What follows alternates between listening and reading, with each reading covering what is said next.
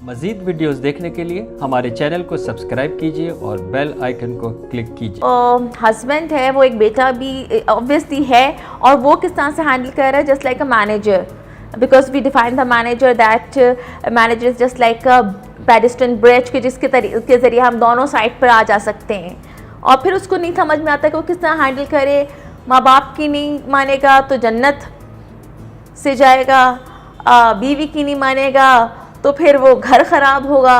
देखिए, पहली बात तो ये है कि हमारे यहाँ क्योंकि ट्रेनिंग नहीं है, राइट, हमारे यहाँ ट्रेनिंग नहीं है ना कि जी मर्द जो है वो उसको क्या करना है, उसका बैलेंस जो है वो क्या करना है, अपने बीवी में, माँ में तवाज़ुन कैसे कायम करना, बिल्कुल, कौन सी चीज़ें वाकई उसको माननी है, कौन सी नहीं माननी है, कौन सी जो है जिस पे अमल करना है, कौन सी चीज़ पे अमल नहीं करना है। ठीक। देखें, पूरा जो हमारा दीन है वो अतिउल्लाह अतिउर रसूल की बात करता है। बिल्कुल, right? बिल्कुल। अल्लाह की इताअत, रसूल की इताअत, रसूल की इताअत, अल्लाह की इताअत। और अल्लाह ये कहता है कि जी अल्लाह के बाद वालिदैन के हुकूक, बिल्कुल कहते हैं। लेकिन फिर मेरा जो दीन है वो वालिदैन की इताअत क्यों नहीं कहता, ठीक, वालिदैन की फर्माबरदारी कहता है।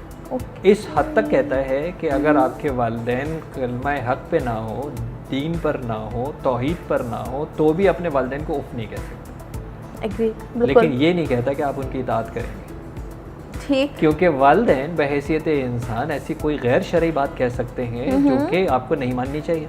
फॉर एग्जाम्पल, अगर एक वालिदा ये कहती है कि जी तुझे अपनी बीवी से बात नहीं करनी चाहिए, तुझे अपनी बीवी पे सख्ती करनी चाहिए, सही, तुझे अपनी बीवी को घर छोड़ के आना चाहिए, ये बात किसी भी सूरत वालिदा की नहीं मानी जा सकती। बिल्कुल, बिल्कुल, ये किसी भी सूरत नहीं मानी जा सकती। लेकिन वालिदा से बहस नहीं करनी है, वालिदा से आर्ग्यू नहीं करना है। आप खामोशी से जो है वो उठ के वहाँ से आ जाए, वालिदा की टांगे दबा के जो है वो आ जाए, वालिदा ये समझे कि इसने मेरी बात मान ली है, करनी नहीं है आपने, क्योंकि अगर आप करेंगे तो आप गुनाहगार हो जाएंगे। आप अगर बीवी के हुकूक जो है वो पूरे नहीं करेंगे जो कि उसको शरीयत दे रही है, और वालिदा के कहने पे, वालिदा तो है ही गुनाहगार क्योंकि उनको ये बात कहनी ही नहीं चाहिए, लेकिन आपने तो अमल किया ना, तो आप भी बड़ गुनाहगार हो जाएंगे। तो ये जो बेसिकली जिसको आप जो मैनेजर कह रहे हैं ना, इसको अपग्रेड करना होगा अपने आप को, और इसको समझना होगा अपने आप को कि मेरी जो तरतीब है वो क्या है। उस तरतीब के अंदर उसकी जो बीवी है उसके हुकूक ऊपर है, ठीक, शादी के बाद उसके हुकूक ऊपर हैं, वालिदा का एहतराम ऊपर है, वालिदैन का एहतराम जो है वो ऊपर है। ये बात तय है कि उसको अपने वालिदैन से अलग नहीं होना, क्योंकि वालिदा उसके लिए जन्नत है। बिल्कुल। लेकिन जो बीवी है वो उसके जो हुकूक हैं वो सबसे सरे फहरिस्त हैं। बिल्कुल। और वो बाज़ाफ़त हमने ये भी देखा है कि वो बीवी भी आपके बच्चों की माँ है।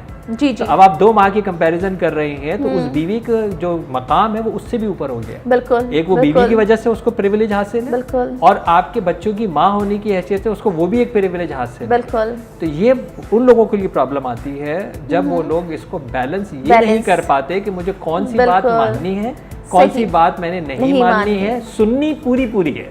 बिल्कुल। यानी आप ये काम करें कि माँ की पूरी सुने, ठीक है, बहस भी ना करें, आर्ग्यू भी जो है वो ना करें, उनको ये खुशफहमी में रहने दें कि आपने उनकी बात सुन ली है। लेकिन अगर आप उसको अमल ना करें, ठीक, अगर आप गैर शरई बात में कर रहे हो, अगर आप ऐसी की बात करेंगे तो फिर आप गुनहगार होंगे और आप परेशान भी होंगे। और ये वाइस वर्सा भी ऐसे ही है कि अगर आपकी बीवी आपको ये कहती है कि जी आपको मेरी सास के पास जाने की ज़रूरत नहीं है, और या बीवी उस अपनी सास से अपने बेटे को दूर कर रही है, तो वो भी गुनहगार हो रही है। तो अगर वो ख्वाहिश का इजहार कर रही है और अगर आप इसके ऊपर अमल करने की कोशिश करते हैं तो फिर आप भी गुनहगार हो जाएंगे। सही। तो बेस्ट मैनेजर का काम ये है कि वो सुने, बिल्कुल, जो चीज़ ट्रांसफ़र करनी है वो करे, जो चीज़ नहीं करनी है वो ना करे। अच्छा, एक और मैं बताऊँ, इस बीच में अगर आपको कुछ मुबालगा आराई करनी है, कुछ गुलू फरमाना है, तो अच्छाई की कीजिए।